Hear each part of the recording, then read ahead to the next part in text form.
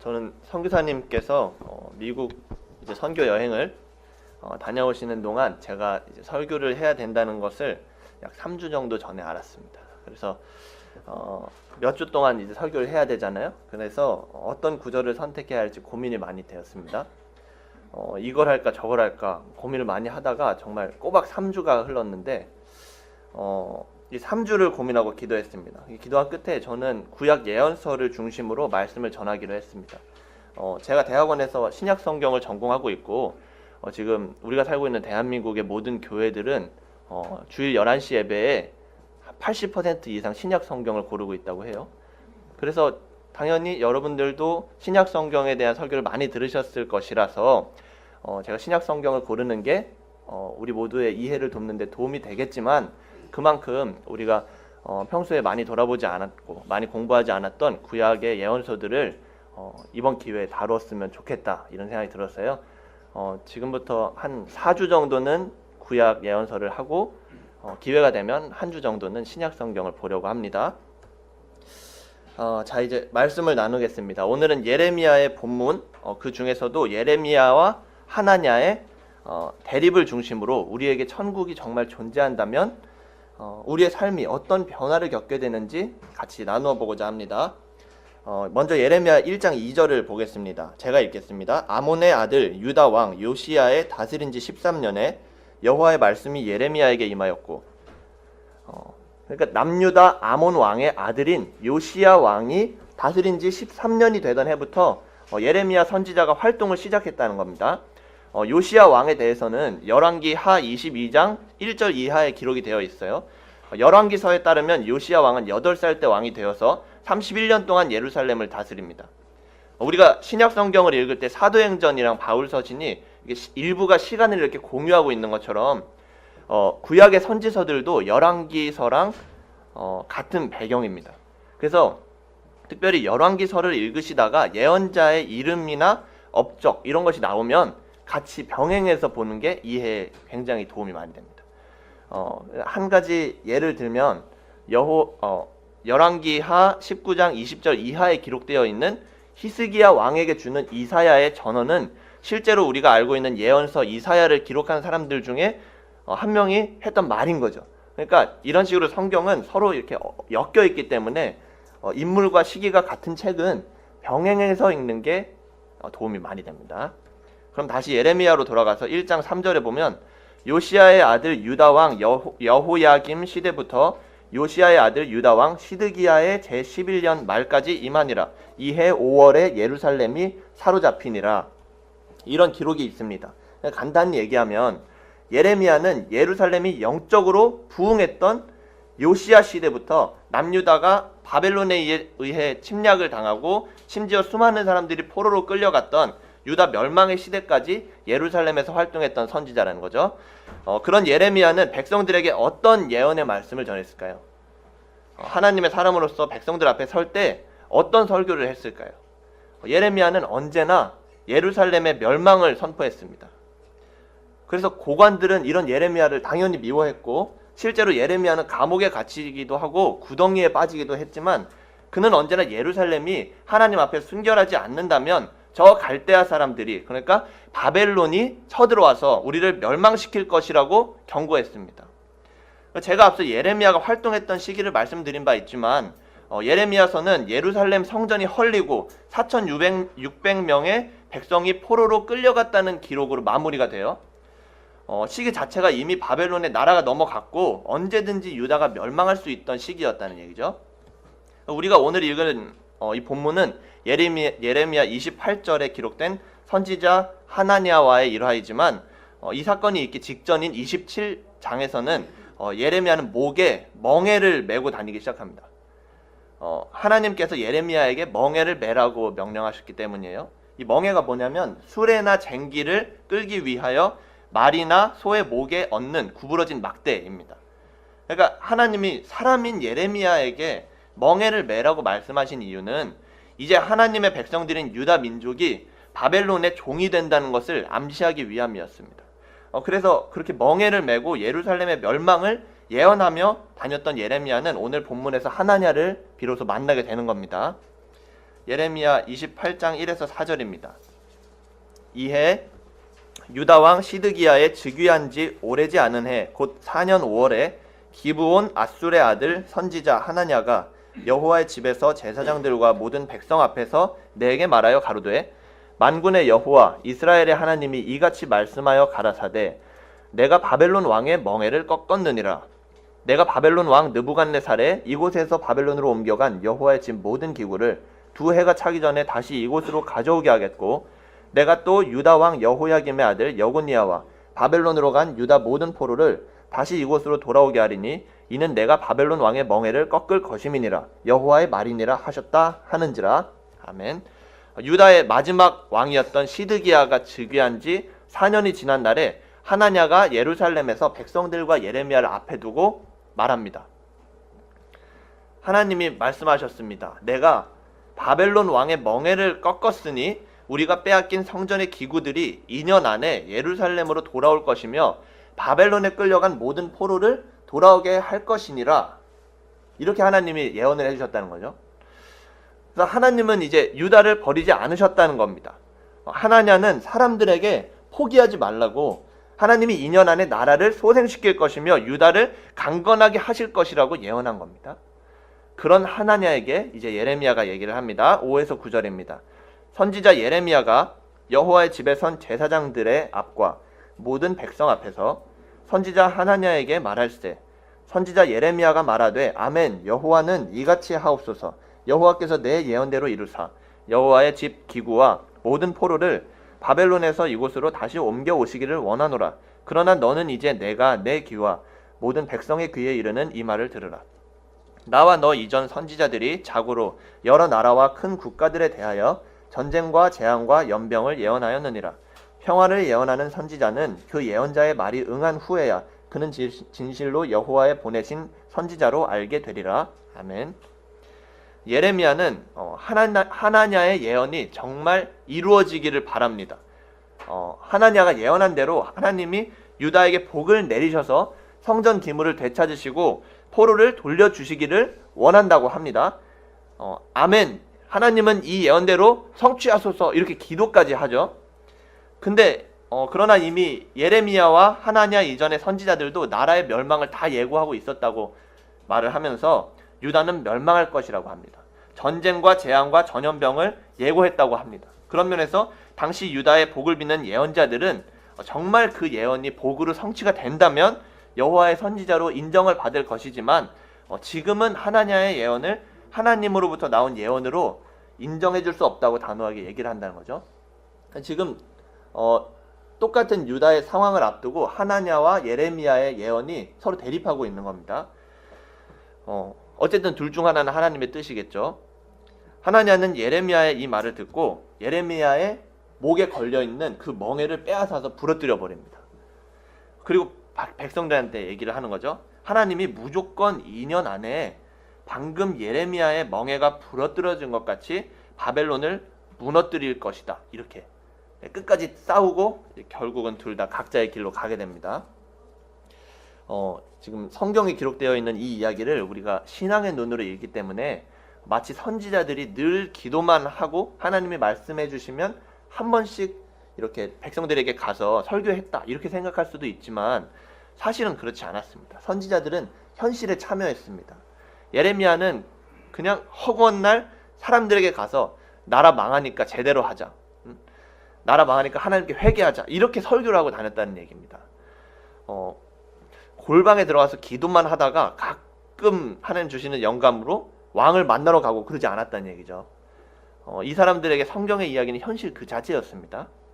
당시에는 나라가 이대로 가면 안 된다는 예언이 많았기 때문에 하나님의 백성 유다가 이렇게 살아서는 안 된다는 설교가 많았기 때문에 하나냐는 백성들이 이렇게 위축되어 있는 것이 안타까운 마음에 위로를 하고 싶어서 그런 예언을 했는지도 몰라요. 그렇지 않아도 나라가 힘든데 바벨론에게 성전 기구까지 다 빼앗기고 하나님의 백성들의 프라이드가 정말 바닥까지 떨어져 있는데 모두 힘을 다 내가지고 나라를 다시 세워야 하지 않겠느냐. 이 정도면 잘하고 있는데 정말 하나님께서 돌보실 때도 됐는데 이제는 하나님께서 자기 백성을 원수 바벨론으로부터 구원하시지 않겠느냐. 그런 마음으로 2년 안에 다시 나라를 되찾을 수 있을 거라고 설교한 건지도 모른다는 거죠. 오늘날에도 설교단에 오르는 사람들은 고민을 많이 합니다. 일주일 동안 정말 세상에서 시달리고 하루 이제 교회에 나온 교인들을 위로하고 싶은 마음이 듭니다. 하나님이 복 주실 것이라고, 우리의 모든 삶이 형통할 것이라고, 우리의 자녀가 잘 될 것이라고, 그래도 우리가 매주 교회 나오는데 이만하면 하나님은 만족하신다고, 우리를 부의 길로 인도해 주실 것이라고 그런 말을 하고 싶은 마음이 듭니다. 저도 그렇습니다. 그렇게 꿀 같은 설교만 하고 싶습니다. 교인들에게 기분 좋은 말만 해주고 싶습니다. 죄에 대해서는 설교하기도 싫습니다. 우리의 영적인 각성보다도 우리가 어떻게 하면 세상에서 형통하게 살아갈 것인가를 더 고민하고 싶다는 것이죠. 근데 그럴 수가 없습니다. 저는 하나냐의 마음이 이해가 갑니다. 그렇게 어려운 시기에 그런 위로의 말을 전하는 것을 하나님의 사람이 아니면 누가 하겠습니까? 근데 하나님은 그것을 원하지 않으셨습니다. 만약 하나님께서 그것을 원하셨다면 성경에는 예레미야서가 아니라 하나냐서가 있어야 했고, 역사 속에서 유다는 강대국 바벨론을 이기고 정말 강한 나라로 남았어야 했죠. 그런데 성경에는 예레미야가 남았고 유다가 멸망을 하게 됐습니다. 하나님 결국 예레미야의 예언을 따라 유다의 멸망을 예고해 주고 싶으셨다는 거죠. 잔혹하지만 그게 사실입니다. 이 사건이 있은 후 하나님께서 예레미야에게 또 하나의 예언을 주십니다. 너는 하나냐에게 가서 이렇게 전해라. 네가 나무 멍에를 꺾었으니 내가 대신 쇠 멍에를 만들었느니라. 그리고 예레미야는 하나냐에게 갔습니다. 그래서 하나님이 너를 보내지 않으셨는데 왜 백성들에게 거짓말을 했느냐 이렇게 따졌죠, 예레미야가. 그리고 올해 안에 하나냐가 죽을 것이라고 예언을 해줍니다. 그래서 그 예언이 있고 나서 하나냐는 2달 후에 실제로 죽게 됩니다. 저는 이런 예레미야의 자세를 오늘 여러분과 나누고 싶은 겁니다. 만약에 예레미야가 당시에 하나냐처럼 설교를 하고 다녔으면 어땠을까요? 적어도 감옥은 가지 않았을 겁니다. 구덩이에 빠지지도 않았을 것이고 고관들에게 미움을 사지도 않았을 것입니다. 그러나 예레미야는 그것을 선택하지 않았습니다. 비록 내가 고난에 처할지라도 하나님의 사람으로서 거짓을 고할 수는 없다. 내가 부정을 말할 수는 없다. 비록 내가 핍박을 받을지라도 가짜 설교를 할 수는 없다. 예레미야는 그렇게 생각했던 겁니다. 하나님의 사람이었던 예레미야는 그 소신을 지켰던 거죠. 어찌 보면 편하게 살 수 있었을지도 모르지만 예레미야는 진정한 구원이 하나님의 손에 달려있다는 것을 믿었고 하나님의 사람으로 차라리 고통스럽게 사는 게 낫겠다, 이것을 선택했던 거죠. 이게 바로 하나님의 사람입니다. 하지만 우리는 예레미야와 차이가 있습니다. 예레미야는 사실 언제 올지도 모르는 메시아를 기다리던 이스라엘의 암흑기에 살았습니다. 당시 유대 사회는 지금의 그리스도인들과 다르게 영원한 생명에 대한 약속을 보장받지 못했습니다. 메시아를 통한 즉각적인 구원에 대한 믿음도 없었습니다. 다시 말하면 예레미야는 구원을 보장받지도 못하고 정말이지 언제 죽을지 모르겠는 그 어려운 상황 속에서도 신념을 지키면서 설교를 했다는 것이죠. 예레미야 사실 정말 대단한 사람이었다는 겁니다. 근데 우리들은 예수 그리스도의 은혜를 통해서 구원을 받은 사람들이라는 걸 이미 알고 살아가고 있죠. 십자가에 달려 죄를 사하신 예수께서 다시 부활의 몸을 가지고 우리에게 오셔서 우리를 언젠가 영원한 안식의 나라로 이끌어 가실 것이라고 생각하고 삽니다. 우린 그걸 믿으면서 살고 있죠. 그렇게 우리는 우리의 구원을 보장받은 상태로 살고 있다는 겁니다. 하지만 우리는 예레미야만큼 용기를 내지 못합니다. 우리가 똑같은 사람인데 예레미야는 구원의 확신도 없이 모든 것을 내려놓고 살았습니다. 그런데 우리는 그렇게 살고 있지 못하고 있다는 거죠. 우리의 천국이 정말 존재하고 있다면 우리가 성경에 기록된 것처럼 이 땅에 잠시 발을 디디고 사는 것뿐이라고 믿고 있다면, 정말 우리에게 영원한 나라가 보장되어 있다는 걸 믿는다면 우리가 이 땅에서 하지 못할 것이 무엇이 있겠습니까? 그리스도인으로서 시험과 유혹 앞에서도 그리스도인다운 선택을 하지 못할 이유가 어디에 있겠습니까? 우리는 구원을 보장받은 사람들입니다. 그렇다면 우리가 그것을 믿는다면 정말 옳은 길, 의의 길을 따를 수 있어야 된다는 겁니다. 세상에서 핍박받는 것이 정말 잠깐이라고 우리가 인정할 수 있어야 된다는 것이죠. 우리가 성경에서 읽은 이 구절들이 정말 사실이라고 믿고 있다면 우리는 하나님의 사람답게 살 수 있어야 된다는 겁니다. 우리의 신념을 지킬 수 있어야 된다는 거죠. 여러분, 우리에게 천국은 정말 존재하고 있습니까? 우리의 삶은 그것을 지금 증명하고 있나요? 우리가 하나님의 나라에서 영원히 사는 것에 비해서 정말 이 땅에서 사는 삶이 잠깐이라고 믿고 있습니까? 우리가 그곳에서 누릴 영원한 안식이 지금도 우리의 가슴을 벅차게 만드느냐는 것이죠. 천국이 우리에게 실제로 존재하느냐는 겁니다. 제가 한 달 정도 전에 좋은 기회가 생겨가지고 고양시로 이사를 갔습니다. 기숙사에서 이제 3년 반을 꼬박 살고 제가 처음 살게 되었던 집이라 기분이 아주 좋았어요. 집은 하루가 다르게 발전을 했습니다. 이제 보일러가 돌아가고 따뜻한 물이 나오고 도시가스가 들어오고 옷걸이를 설치하고 나니까 전자레인지가 생기고 토스터가 생기고 밥솥과 세탁기가 들어왔습니다. 집을 가꾸는 게 정말 행복했습니다. 이게 너무 기분이 좋아가지고 집이나 가구 말고는 아무 생각이 들질 않았습니다. 그런데 필요한 것이 생기고 나니까 이제 정리가 끝나갈 무렵에 하루는 제가 잠자리에 드는데 그런 생각이 문득 들더라고요. 내가 영원히 살 그 집은 이것보다 더 가슴 벅차겠구나. 지금도 나의 삶을 모두 그 집에 집중하고 있는데 내가 영원히 사는 그 집은 정말 이것보다 더 대단하겠구나. 이 기쁨과는 비교할 수가 없겠구나. 정말 이 전 세계에서 정말 작은 우리나라, 또 그 중에서도 한 지역에 가도 너무 예뻐서 막 감탄이 나오는 곳이 많은데, 심지어 우리 집은 그거보다 훨씬 작은데 이 방 한 칸 덕분에 그렇게 행복한데 하나님의 나라는 얼마나 황홀한 곳일까, 그런 생각이 들었습니다. 그래서 잠을 쉽게 이루질 못했습니다, 그 밤에. 그렇습니다, 여러분. 하나님의 나라는 우리가 이 땅을 거룩하게 살아갈 수 있는 용기를 제공해 줍니다. 우리가 세상의 가치를, 세상이 우리에게 주는 가치를 거부할 수 있는 그 이유가 되는 겁니다. 그래서 심지어 마태복음 13장 44절을 보면 예수님께서 하나님의 나라를 비유하실 때 밭에 감추어진 보화와 같다고 하십니다. 사람이 그것을 발견하고 숨겨두고 기뻐하며 돌아가서 자기의 소유를 다 팔아 그 밭을 샀다고 하죠. 이어지는 45절 이하에서는 극히 값진 진주 하나를 발견해서 가진 모든 것을 다 팔아 그 진주를 산다고 합니다.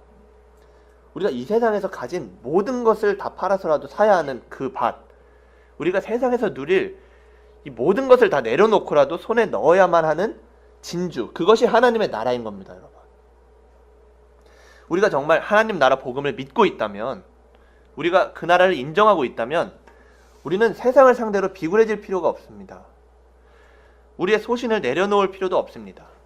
하나님의 나라가 정말 우리에게 사실이라면, 우리의 천국이 정말 존재한다고 믿는다면 우리는 오늘 우리가 나눴던 예레미야처럼 양심을 가지고 살 수 있다는 것입니다. 하나님의 사람답게 살 수 있다는 것이죠. 우리가 하나님의 뜻을 따라서 이 땅에서 살 수 있다는 것입니다. 네, 이제 결론입니다. 오늘 우리는 예레미야와 하나냐가 어떻게 설교를 했는지, 어떻게 다른지, 그리고 예레미야가 하나님 앞에서 얼마나 신실한 삶을 살고 고통당하며 살았는지 나누었습니다. 성경에 기록되어 있는 훌륭한 인물들을 보면서 제가 늘 하는 생각은 이것입니다. 이제 우리들 차례입니다. 이제 우리가 예레미야의 이 멋진 삶을 본받을 차례입니다. 이제 우리가 하나님의 뜻대로 살아갈 차례입니다. 심지어 우리는 예레미야보다도 더 당당하게 살아갈 수 있지 않아요? 우리에게는 하나님 나라의 굳건한 약속이 있기 때문입니다. 이번 한 주도 우리가 주의 뜻을 따라 살기를 원합니다. 하나님께서는 하나님을 향한 그 신념을 지키면서 하나님의 뜻을 실천하면서 살아가는 우리를 기뻐하실 것입니다.